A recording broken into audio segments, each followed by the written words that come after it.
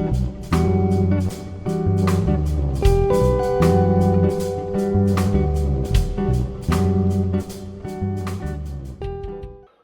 there, this is Andy, the Suffolk Audiophile. This is a quick video really to briefly discuss the recent bombshell that was dropped by MOFI during the interview by Mike Esposito of the In-Groove, that a high percentage of MOFI records are cut from DSD files and not the original analogue master tape. Did they mislead us all these years? I don't think they misled us. I just don't think they were totally transparent on that. And watching the interview with Mike, it has raised a few questions of myself actually. So, you know, just a bit of food for thought really.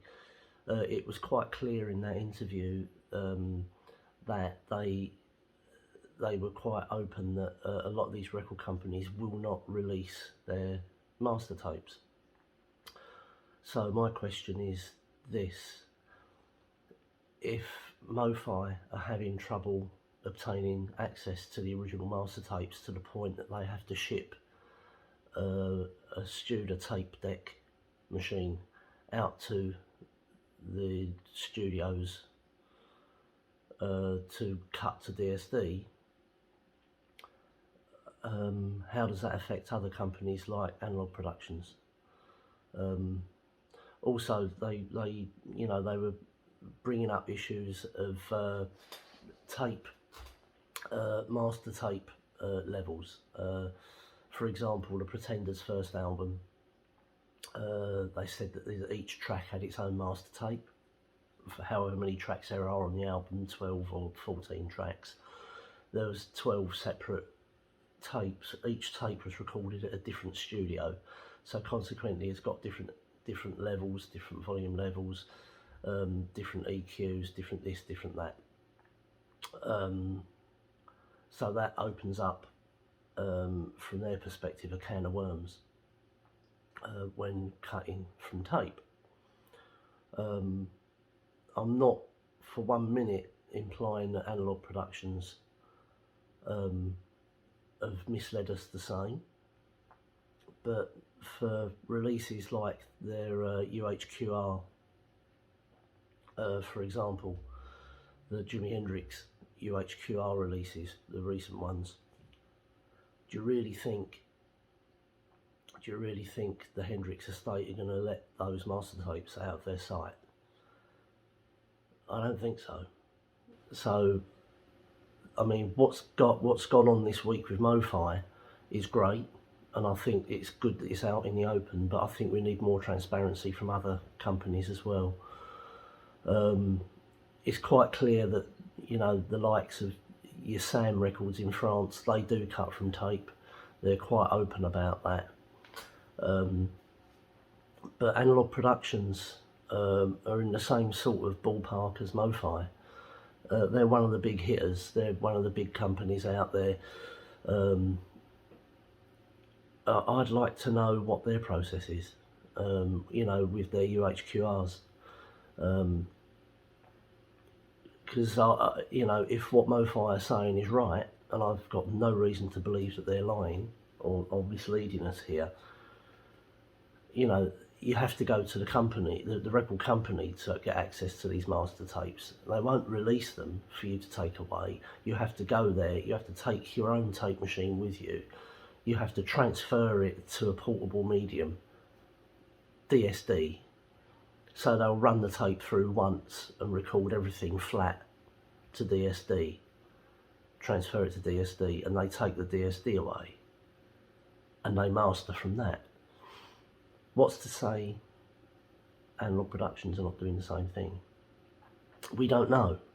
We don't know, but all we do know is that these master tapes are really, really valuable, and I just can't see them being allowed to be sent over the world. It's not going to happen. You know, so how many times has A Kind of Blue by Miles Davis been remastered and recut by different companies? You're not telling me that they've all been done from the same master tape. They wouldn't allow that. It would wear out. You know, I just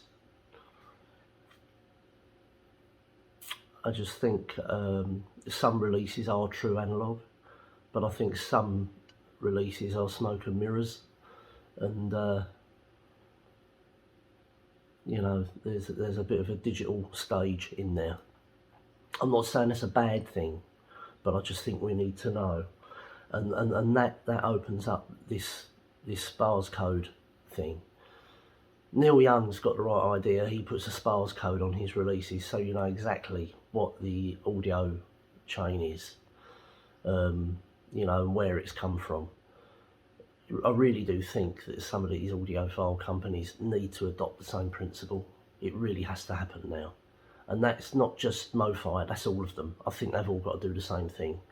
There's got to be a standardised system now for some of these companies, because we need to know. You know, I'm getting fed up reading hype stickers that say mastered from the original analogue master tape. Yeah, mastered. That means it's been mastered, copied onto DSD probably, which is fine, but be a bit more transparent about it. I won't really go into the discussion that Michael 45 and Michael Fremer had regarding the interview. I think they both had some very valid points, but I also think that Mr. Fremer's been a bit unfair towards Mike Esposito, but that's just my opinion. But like I say, I'm not going to dwell on that too much. I just think that this whole MOFI debacle, it's people are showing their true colours now, and I just think it's sad, really. But anyway, it's not going to stop me buying MOFI records at all. Some of my best records in my collection are MOFI, so I'm going to continue. But leave your comments below. What do you think? Where do you think this is going to go? Do you think that this big shake-up is going to affect the, you know, the resale market? Do you think it's going to affect the Santana Abraxas? Is that going to come down in price because people are now going to sit there and think, I don't want that record no more because it's not all analogue?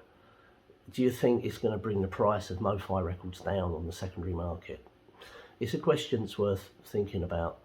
I think it will affect the secondary market, but to what degree remains to be seen. I'm Andy, the Suffolk Audiophile. Leave your comments. It all helps to grow my channel. Hit like and subscribe. Cheers. Till next time.